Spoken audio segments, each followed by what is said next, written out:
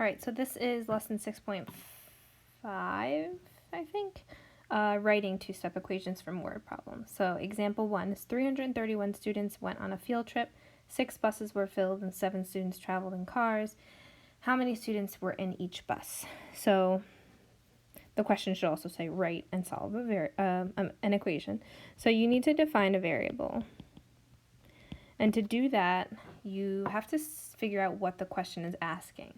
So this question says how many students were in each bus. So let's use S for students in each bus.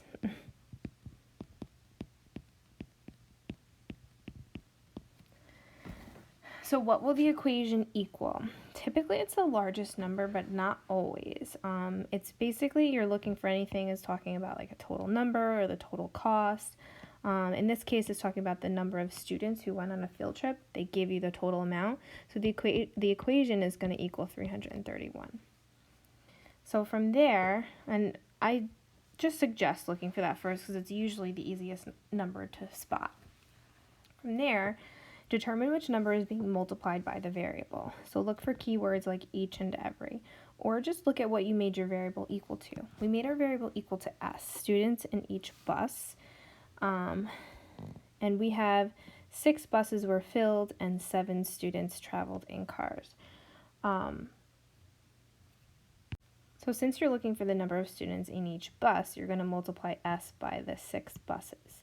So it'd be like, okay, 6 buses times the number of students in each bus will get the total number of students in 6 buses plus the 7 students that traveled in cars. Because this is an equation, we would, of course, this would go here, right? So 6S plus 7 is equal to 331. So from there, you solve, subtract 7. 6S is equal to, let's say, 325. Is that right? Nope, 324. And then divide that by 6. And S is equal to 54 students in each bus. So this is a 2-part question. You need to have the correct equation, and then you also need to have the correct answer. So after you solve it. Aaliyah has to spend $24 on school supplies. She needs a calculator that costs $8. And she needs to buy pencils. Pencils cost 50 cents each. How many pencils can she buy? She wants to spend all of her money. So we're looking for how many pencils. So P is equal to pencils. From there, we're going to look for the total number of the cost. She has $24 to spend, so we know our equation is going to be equal to $24.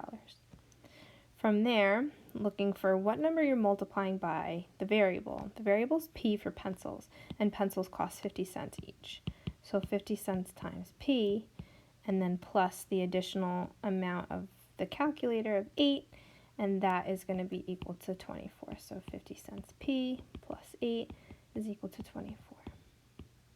Subtract 8, 50 cents P is equal to 16. Divide that, and P is equal to 32 pencils. And that's it.